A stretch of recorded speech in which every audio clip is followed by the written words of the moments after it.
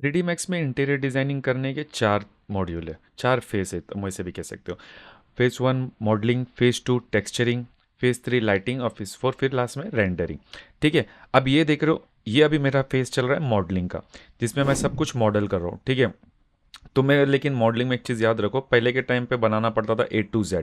आज के टाइम पे तुम्हें ना सोफ़ा बनाने की ज़रूरत है, ना डाइनिंग टेबल, ना कुछ भी, कोई चीज़ तुम्हें मॉडल करने की ज़रूरत नहीं है। लेकिन मॉडिफिकेशन तुम्हें पता होनी चाहिए कि कैसे किया जाता है। अगर तुम एक फर्नीचर डिज़ाइन बनना चाहते हो तो फिर तुम्हारे लिए मॉडलिंग सीखना बहुत ज़रूरी है।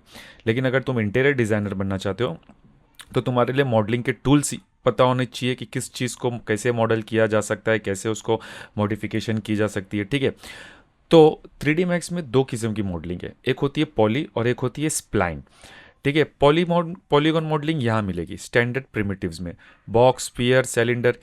इस सीन में तुम जितने भी मॉडल देख रहे हो, ये या तो स्प्लाइन से बने हैं या तो पॉली से बने हैं। जैसे यहाँ बॉक्स, अगर बॉक्स से मैं देखूँ तो फिर बॉक्स से मेरे सोफ़ा, और फिर स्फीयर से ये सब चीज़ें। ठीक है। उसी तरीके से दूसरी मॉडलिंग होती है स्प्लाइन मॉडलिंग। ठीक है, जिसमें मैं ऐसा शेप क्रिएट कर सकते, खुद से डिज़ाइन दे सकते हो, खुद से। ठीक है, एक लाइन क्रिएट करके, मतलब अलग अलग अलग तरीके के शेप है इसके अंदर। ठीक है।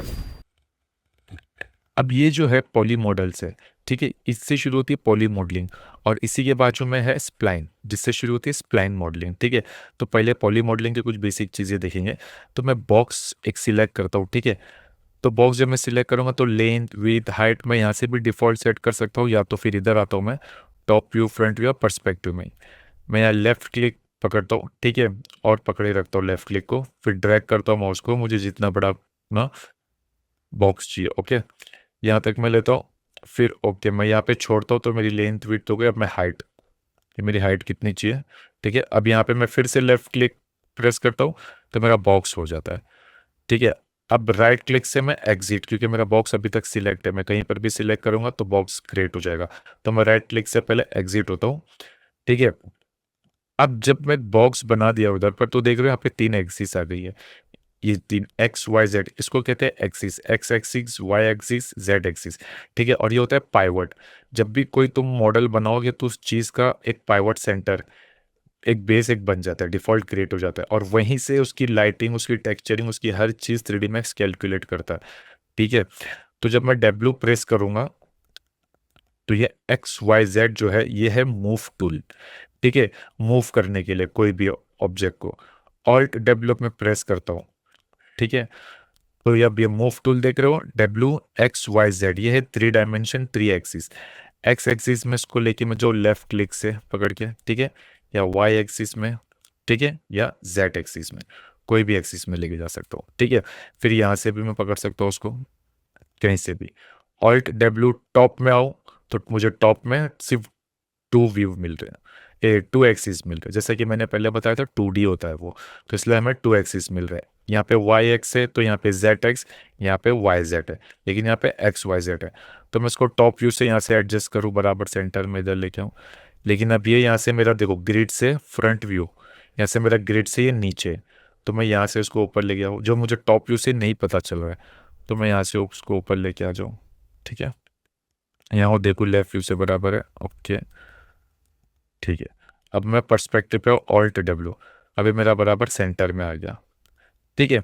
तो ये मेरा डब्ल्यू मूव टूल है, और इसका लॉन्ग कट है इधर पर, ठीक है। ये लॉन्ग कट और शॉर्ट कट है डब्ल्यू। ठीक डब्ल्यू उसी के बाद में है ई रोटेट टूल, ई।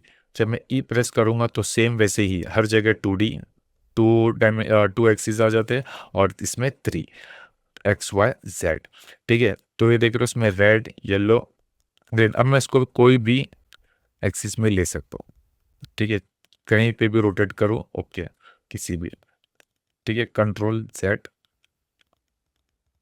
Okay, alt W. अब ये रहा टॉप व्यू, टॉप व्यू से मैं करूँ, ठीक है। तो कैसा दिख रहा है। अब यहाँ पे ये वायर फ्रेम है तो F3 F4 wire frame shaded, F3 F4, ठीक है, F3, ठीक है। अब ये जो ग्रिड, कभी कभी अगर तुमको बीच में आ रही है, कंफ्यूजन लग रहा है, तो G प्रेस करो, ग्रिड ऑफ हो जाएगा, ओके। तो इधर आओ, कंट्रोल Z, ठीक है, ये ई रोटेट टूल, ओके। लेकिन अब मुझे रोटेट टूल को एंगल में स्नैप करना है, जैसे अभी ये बराबर ये डिफ़ॉल्ट हो रहा है 10, देखो 1 माइनस में जा रहा है अब ये, लेकिन इसे मुझे एंगल में स्नैप करना है, तो मैं क्या करूँगा, इधर आऊँगा, एंगल स्नैप टूल, और इस पे लेफ़्ट क्लिक करूँगा, राइट क्लिक करूँगा सॉरी। तो मैं देख रहा हूँ एंगल, अब ये एंगल 5 का है, तो मैं इसको ऑन रखता हूँ लेफ़्ट क्लिक से और फिर इसको रोटेट करूँगा। तो ये 5 डिग्री के एंगल पे 45, 50, 15, 10, 5, 10, 15, 20। सेम उसी तरीके से अगर मैं इस पे जाता हूँ 45 रखता हूँ, ठीक है, तो ये 45 के एंगल पे होगा। ओके, फिलहाल इसको मैं ऑफ रखता हूँ। तो ये ई रोटेट टूल, ठीक है, जिसका लॉन्ग कट है उसी के बाजू में, डब्ल्यू के बाजू में ई, ओके, और शॉर्टकट है E। उसके बाद डब्ल्यू ई के बाद आता है कीबोर्ड पे आर, और आर से है स्केल, ठीक है। अब जैसे मूव टूल में सीधा मूव टूल ही था, रोटेट में सीधा ई रोटेट एक ही था, लेकिन स्केल में दो तरीके की स्केल है, यूनिफॉर्म स्केल और नॉन यूनिफॉर्म स्केल, ठीक है। तो हम जिसकी जैसी ज़रूरत पड़ेगी मैं तुम्हें वैसे बताऊंगा। ओके, ये है नॉन यूनिफॉर्म स्केल, ठीक है। अब स्केल जो हमेशा यूज़ होगा यूनिफॉर्म, ठीक है, यहाँ पे आ जाओ, मैं इसको कोई भी एक्सिस में, अब ये देख रहे हो यहाँ से मैं इसको खींच सकता हूँ, ऑल्ट डब्ल्यू, ये मेरा टॉप व्यू, मैं यहाँ से, ये मेरा फ्रंट व्यू, मैं यहाँ से उसको, ओके, ये मेरा लेफ्ट व्यू, कहीं से भी स्केल, ठीक है।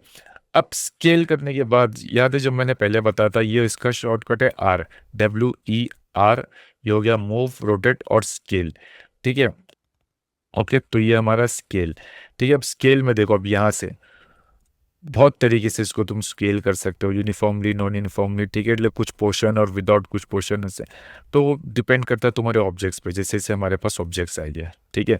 ये हमारा स्केल से तुम जैसा चाहो वैसे, तो WER मूव रोटेट और स्केल टूल, ठीक है। फिलहाल मैं इन्हें करता हूँ रेसेट, डोंट सेव। अब जब मैं ये बॉक्स क्रिएट करता हूँ तो ठीक है, देख रहे हो इधर पे लेंथ विड्थ हाइट, अगर जब बाय डिफॉल्ट मैंने कुछ भी क्रिएट कर दिया, ठीक है। अब यहाँ से मैं इसको करता हूँ 300, ओके, 200, और ये 10, ऑल्ट डब्ल्यू, ठीक है। अब फिर उसके नीचे है length segment, width segment, height segment. ये तुम्हें इसका आइडिया कब होगा पता है, कि यहाँ पे लेंथ तुम चाहे तो कितनी भी बढ़ा सकते हो, F3 और F4 जब मैं प्रेस करूँगा तो मुझे वायर फ्रेम प्लस शेडेड, ठीक है।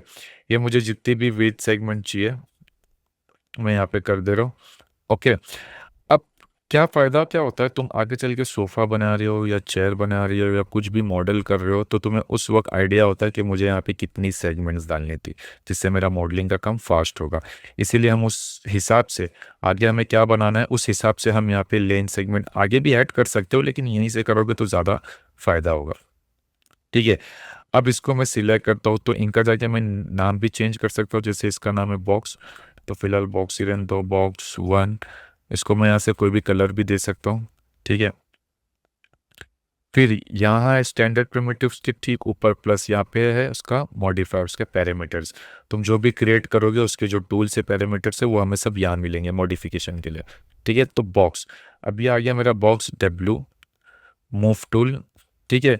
अब कुछ भी मैं क्रिएट करता हूँ, जैसे अब मैं आता हूँ स्फीयर पे, ठीक है। अब मैं टॉप व्यू पे जाता हूँ, बराबर सेंटर में मुझे चाहिए, मैं लेफ्ट क्लिक यहाँ पकड़ता हूँ, ओके, फिर ड्रैग करता हूँ मुझे कितना बड़ा चाहिए, ओके। अब मैं यहाँ पे लेफ्ट क्लिक रिलीज कर देता हूँ।